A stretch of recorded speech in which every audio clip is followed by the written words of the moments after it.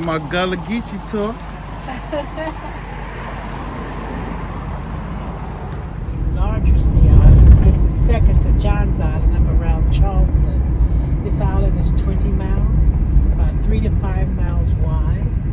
And what makes it important is that the Africans in the beginning of the Civil War on this particular island did get their freedom and were able to live independently among each other up until 1927. There was not a bridge that allowed the Africans to go on and off the island unless they had a boat. And so they were able to hold on to African traditions that were very important to our culture today. And we're going to get out of this site. This is the Brick Baptist Church. This is the second building at this site. The first one would have been a clapboard building. And in the height of the Sea Island Cotton era, which was in the 1850s, they began to build even more magnificent buildings. This is hand-hewn bricks. The bricks served as ballast in ships that carried cotton and slaves. This is now on the National Historic Registry, but it is also a part of the National Parks Reconstruction Era site. You're not going to do me all the way through that. Oh no. Gullah's matriarchal. So women have and play a very important role in the culture. And so if my mother was a member of this congregation, I would just naturally be a member here. And so if my husband's mother is a member to the Ebenezer right down the road, that's where he would go. It's cycle. Mother, you have come back to mother you go. When I was doing burial practices and all that, and I was looking at the burial ground over there were no Africans buried in there. And so I began to do the research and had some scholars from the continent with me. And what we came to the conclusion as we went around the burial sites on the island is that you are buried in the burial grounds of your mother. So every plantation on this island will have a burial ground. The only problem in the past is that those burial grounds were near wetlands and water views. So like on Hilton Head, where those hotels are, Yeah. they built on top of our burial ground. So now that cannot be done in Beaver County. We became politically active, and so all of the African American burial grounds are now protected. This memorial walkway here, Oh, wow. the names are of the slave masters. However, these are memorial markers to African Americans who were members of the plantation. They just carry the slave masters' names, like Brown, Middleton, Barnwell, Miller. Those are some of the slaveholders' names that were very prominent in the Carolinas. Now, what we do know is that historically, we can say that every African American just about can trace at least one ancestor back to the Carolinas. The reason for that, I believe it. Yeah, but the reason for it too is the fact that the Carolina slaveholders were responsible for bringing 3/4 of all Africans into the continent. Ain't that something? 3/4. Wow. Ain't that wild? Well, these are the slave owners. These are the names of the Slave owners. but they're memorial markers to Africans who were members of this congregation. Wow. See, so they carried the Africans' name because we were considered chattel. You know, they owned us. And when I was doing the research on looking at on this side. and over there too. Oh, wow. Now this was my husband's grandmother's church. So when I Really? moved, so when I moved in with my husband, of course I became a member of this church. Yeah. My children were baptized here. Wow. Washington. Now the interesting thing too is because you're talking about the most powerful slaveholders. You go in the Caribbean islands, West Indies, you're gonna see some of these names because these slavers were responsible for bringing Africans into the West Indies and all those areas, you know, and into the American continent. They're also the ones who continued slave trading after it was supposed to have been abolished in 1808 when those different countries decided they were tired of warring with one another, the South Carolina slavers continued to bring Africans into the continent all the way up until 1868, even after the Civil War was over. Wow. They brought Africans into the continent. If you know, And this bell is for what? that bell was a community bell. It's an old one. It's a historical one. Oh. And they would ring it when there was a meeting or something. Oh, okay. In the community, they could hear it. And This looks similar to where my grandmother's house how it was in Alabama. that's right. This is an old clapboard. Yeah. And this was what they call the study house. It was one of the buildings that the slaves, when they began to read and write at Penn School, Penn School is the oldest school in the South for African Americans. And so that's our skill, though. We were the ones taught. Now, what part of Alabama? I don't know if you ever heard of it. It's called Shady Grove. No, what's it near? Which It's near Elba. Elba? About an hour and a half from Montgomery. Hour and a half It's from near Montgomery. Montgomery. Okay. And we still got the schoolhouse. right Is it- there. We still got it. We still got it. Like, down they call it like Ivory Hill. But yes, Shady Grove is like really country. Okay. So- My daddy was from Alabama. Yeah. Yeah. It's like right off Elba, but it's like far away from everybody. Okay. That's still got family. Actually, you know, what's the general buildings of worship that Africans built? They will face the east. There's going to be a more ornate frontage facing eastward because they believed in worshiping God in the beginning of their day. And the sun rises in the east. Even if they may have a opening on the southern part or the western part, you still going to find a more ornate frontage in the east because they stayed to that principle of honoring God in the beginning of your day. Okay? These bricks on this church, because this is the second building, the first one would have been a clapboard building, like that, built in 1812. Yeah. These bricks served as ballast in ships that carried cotton and slaves. So they've been recycled to make this building here. And there is a slave gallery up there. Wow. There's a slave gallery. Normally, in this particular region, you would not find a slave gallery because those whites did not allow Africans to worship initially. We couldn't even have drums because drums was a means to communicate. Have you ever been to Africa? No. I feel like you need to go.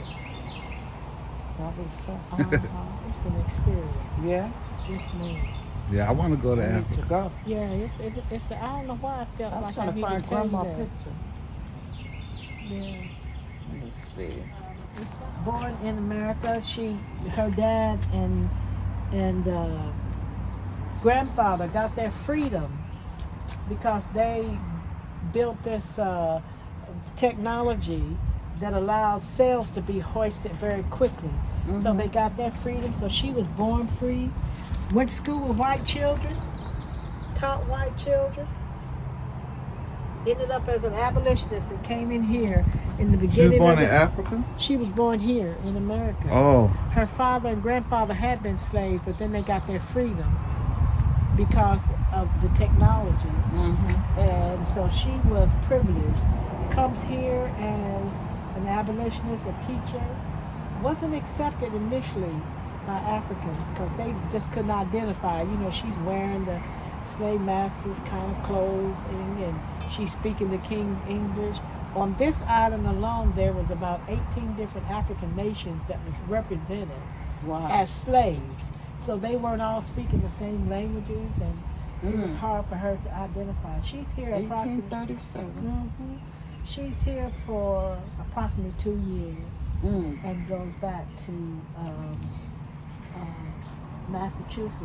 She's got a great history though, and she wrote a journal, so you can look up the journal. Mr. Obama also put it on the Reconstruction in America. Wow. So it's a part of the National Park Service too today.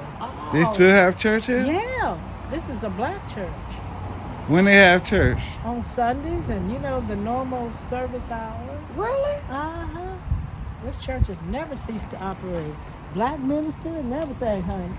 1962 until 1953, actually 1948, and this was the only source of education for the blacks here on this island. Wow. Not until public education was available in 1953.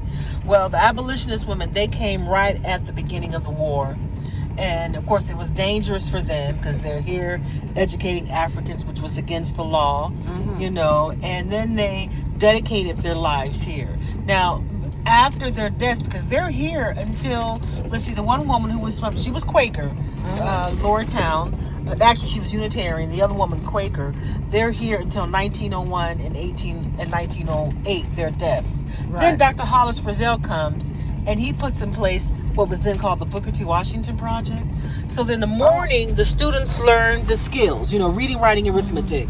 And in the afternoon, it was the enhanced skills and continuity of skills, whether it was blacksmithing or carpentry skills for the men. The women were taught skills. Then this becomes a full-fledged dormitory-style school. So these buildings that you see are all part of the dormitories. This first building was a dormitory for the female teachers, later on female students. The larger building, that was a dormitory for female students as well. And behind it is the dining hall. Now, eventually, what the Penn School began to do was to place little satellite schools across the island, because, you know, not every child could come here, you know, and so if there was a plantation, you know, they didn't have the transportation. So if there was a schoolhouse near the plantation where you lived, then you could go to school. Now, the initial funding was through the government, the union. It was minimal. And then the women, the abolitionist women, used their own source of economics to help fund the school. And then eventually a tuition was put in place. So some of the elders said, because Mom was able to do a lot. This is my mother. I don't know if I told you that. She was able to do some of the oral research. And she said the elders said, if you attended this school, your tuition was $10 a year. Now that's only if you were a day student. But if you stayed in a boarding house, they said it was $10 and some change a month. And of course they said that was a lot of money for their families, especially if they came from a family where there were, 8, 10 children or more. So in cases like that, they said their parents would send at least one child to come learn a skill, then go back and teach the others. Wow. This building here was the old Scott Plantation Schoolhouse. It wasn't Scott Plantation. They later moved it onto the campus, and this is the daycare. So the Penn Center today, what's called Penn Center, it is a community center. They're active in preserving the history and culture of the Sea Islands, and it's now a conference center. So different groups and organizations can rent out the old boarding houses. Now, even though this school closed, they continue to be a resource for the community. So back in the, what was that, when they started the Black Land Services? Was that in the 90s, Mom? Yeah, Black Land Services, assisting residents with issues with paying their taxes and trying to hold on to land. In the mid-60s and 70s, they sent some of the local farmers into Canada to learn about truck farming. So today we produce tomatoes and melons on the island. In the 60s, this becomes a retreat site for Dr. King. Wow. Because he would come here and he would meet with the NAACP and strategize for his marches, because this was still mostly a black community and a safe place for him to come and meet, and strategize. Now, this building here, this is the Arnett House. Arnett needs some repair. They are going to renovate this building because Penn received a very sizable grant. Because today it is also a National Historic Landmark. And so they're able to get, funding through federal dollars, through grant writings. But this building housed students that attended some of the historical black colleges and universities, because what Penn began to do was to form partnerships with some of the historical black colleges, because during that time of integration, so many southern schools refused to admit black children to their schools. And so there's this question as to who was qualified enough to educate our children, especially when white parents, took their children out of the school system. White teachers refused to, teach them. So there's that question. And Penn began began to form these partnerships so that they could train students. So a lot of those students who attended some of those black schools like Tuskegee, Hampton, Johnson C. Smith, South Carolina State, this is where those students stayed. Now, but between this Arnett House, and I'm going to drive back to this cottage in the back. This is called the Gant Cottage. It was named after a gentleman named Hastings Gant, who donated the land grant to the abolitionist women. He was able to purchase some land during a tax sale, and then he donated the land grant to these women. But also, very importantly, this is where Dr. King would stay when he would come onto the campus. So this is where he, oh wow. This is where he stayed when he would come. Now, when they renovate this building, it's going to be a civil rights museum. And a lot of the buildings, they have little placards. So sometime this year, they'll be renovating the majority of these buildings. Looking forward to seeing that too. Wow. Seeing all the progress, you know. Yeah, they've already started. Like this one building up here, the Cedar Cottage, which was the clinic. They've already started renovating that one. So the campus is actually on both sides of the road. So who owns all of this now? It is now it's public. It's a public institution. Oh, okay. But it's a historic landmark, national landmark, and then there's a they have a board of directors, but it's still community ran. You know, residents from the community. This Jasmine Cottage, this was the first clinic. No, excuse me, the first daycare on the island. And then also Penn started the very first early childhood development in the state of South Carolina. The Cedar Cottage was the one I was saying that was a clinic. Of course, they're doing the renovations on this one. One of the skills that they also taught here at the school to women was midwifery.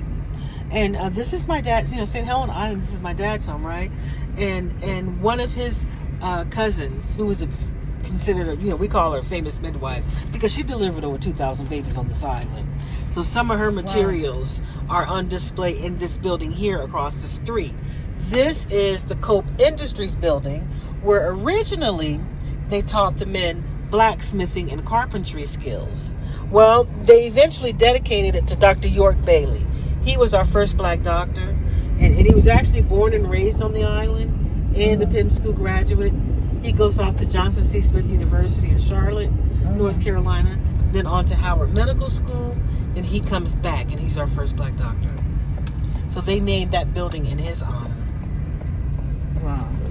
A lot of great history, right? Yeah. A lot of people really don't know a whole lot about Penn Center, and all its contributions, This building here, I want to point it out again, the Frizzell Community House, which was named after the gentleman who put in place the Booker T. Washington Project. This building has a basement. And that's unusual because we're at sea level. We don't have basements here. Right. And someone asked me last week, well, why did they build a basement? I just said, I don't know. But I think, they were trying to push the envelope for their skill, trying to see whether or not they could actually do it.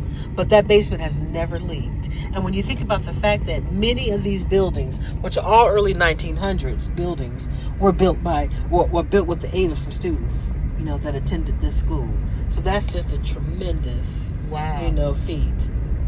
This Butler building, this was where they taught the women home arts, cooking and sewing. Now, this was the first museum. And back in the 90s, when they were installing some of the artifacts into the current museum, one of the curators at the time, in this building, just in a box, in a closet, he found the rough draft speech to Dr. King's I Have a Dream. Wow. Because he wrote that while he was here. As a matter of fact, in Frizzell is where he would hold the meetings with the NAACP. Wow. This Lathers building, this was originally a boys' dormitory. Today, this is the administration building.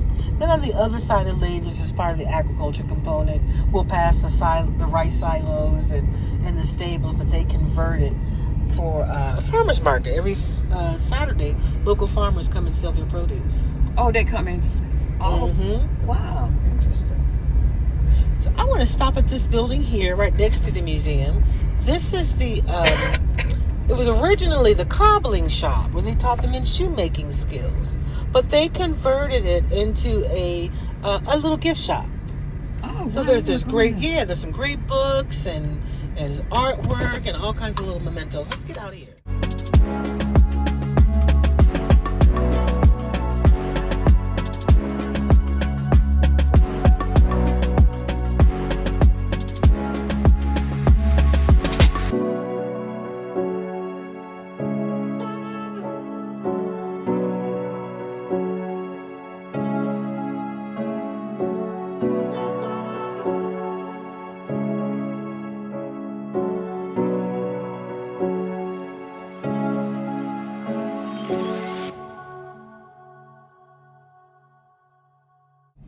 Darrell Hall.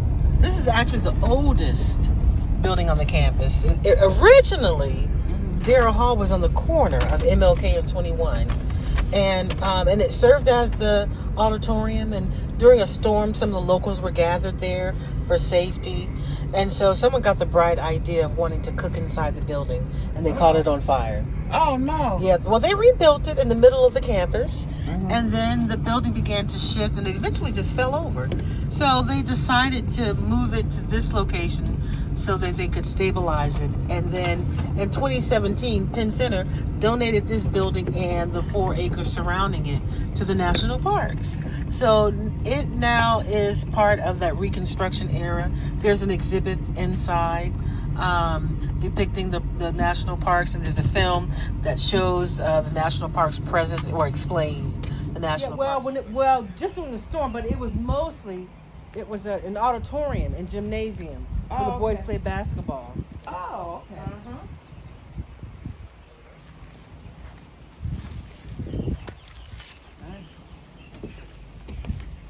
Penn State. I mean Penn. That's it. Can't film me here. Wow. Oh, yeah, you can just send me here. Hello, how you doing?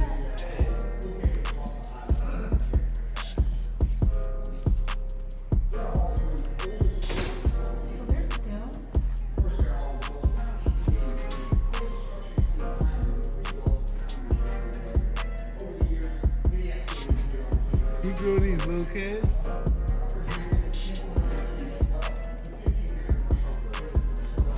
Robinson.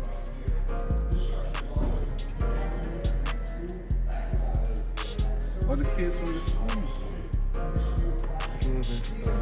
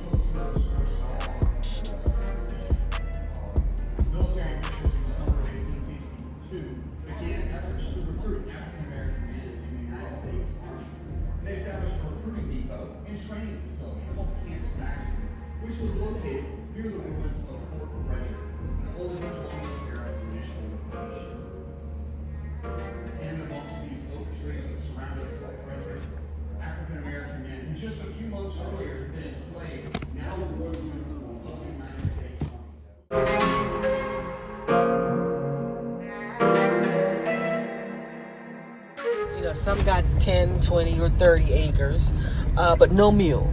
And of course, because, after the war, that law was rescinded because of those abolitionist women teaching the Africans how to read and how to write. When deeds were given, there's a signature on the deed as opposed to an X. So when those slaveholders came back, or those former ones came back, trying to reclaim their land, they were unsuccessful, because those Africans had legal title.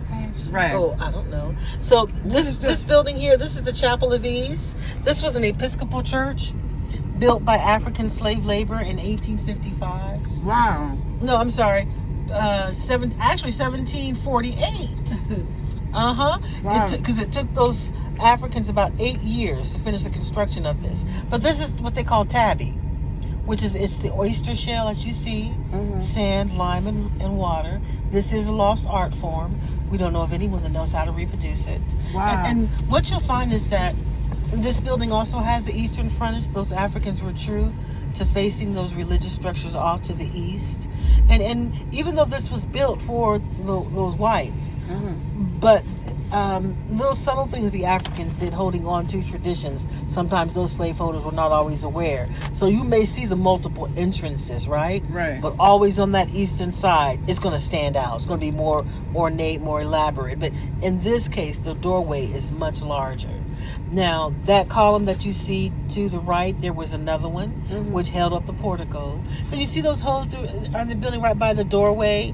Those were helped to support the wooden beams, which, of course, helped to support the roofing. And then the circular opening was a wooden clock. This building was destroyed during a forest fire in the late 1880s. And then these parishioners, originally, they did not allow their slaves to worship with them, so this church would not have a slave gallery like the brick church. But eventually the Africans gained permission to worship here. Right after the war, they worshipped here, and by the time of the fire, they opted to not to try to rebuild it. I'm gonna back up just a little bit, because there's a mausoleum, and then I'll come forward too, because there's a mausoleum too, right here that was built for Edgar Fripp. He was a slaveholder that had a fear of being buried underground. So he commissioned that sandstone from Egypt. Right. And had it constructed here. He's a descendant of John Fripp, who was a pirate. And John Fripp, because he flew the flag of the monarch under King William, was granted a land grant. So actually, not just in Beaufort County, but Colleton and Hampton counties. Wow. So today, a lot of the plantations on this island are named after that Fripp family. We have John Fripp, Tom Fripp, Ann Fripp, Fripp Point, Fripp Island.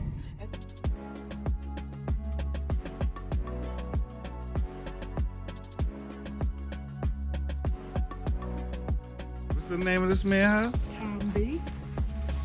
Yeah, Tom B's house. Tombee.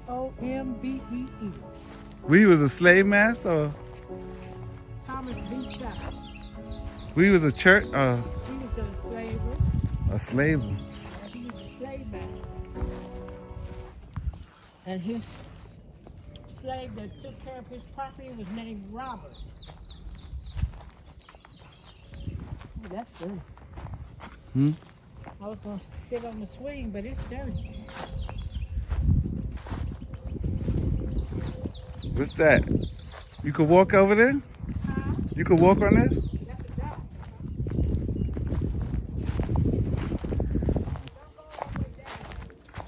I mean, you can go further, but don't go all the way down to the Oh.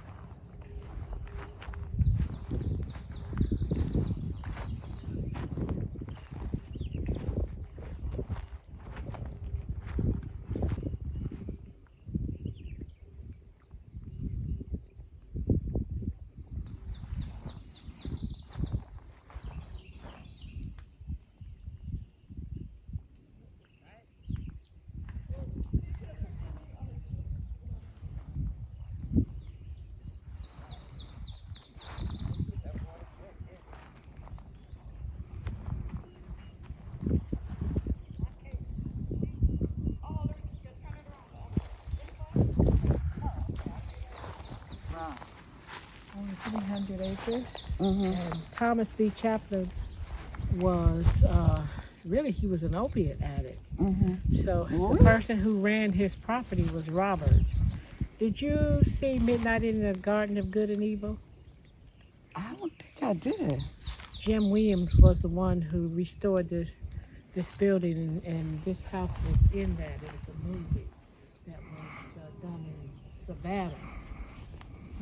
But the guy who used this house was Jim. Well, he owned it and remodeled it and used it as part of Tomby, as part of that movie. Wow. Mm-hmm. That's nice. I'm gonna take a picture over there. Slaveholders that began to merge with one another. So, as they began to merge, by way of marriage, they allowed their slaves to merge and to marry. But that was not with the intention of helping to support the African family. That was only done because those slaveholders knew by allowing the Africans to marry that it helped create a tie among them. That way those slaves wouldn't run away when those slave masters weren't here. So you'll find that a lot of the blacks that live all up and down this seaside road, that they are all related. Or let me just say there's a family connection between all of them. Mm-hmm. From one end of seaside to the other. This road spans close to 12 miles. And then as we travel along seaside, we'll be going in and out of plantations. Later on, the Methodist movement had been propagating that Africans should be allowed to worship. And after the Denmark-Vesey conspiracy, they began to see that it was a way to control Africans. At least they thought that. Mm-hmm. So what's one of the first African churches? It's not a church. Oh, Praise. It's a concept. Praise House.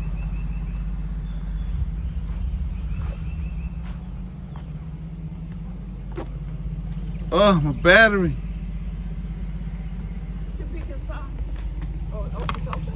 Yeah. Oh, Praise House. Like Nat Turner movie. Old school church house. Praise House. This look like Nat Turner church movie. They had a little church like this in the slave movie. You see the church? Wow. Got the nation box. But they on Psalms. Psalms 23, 24, 25.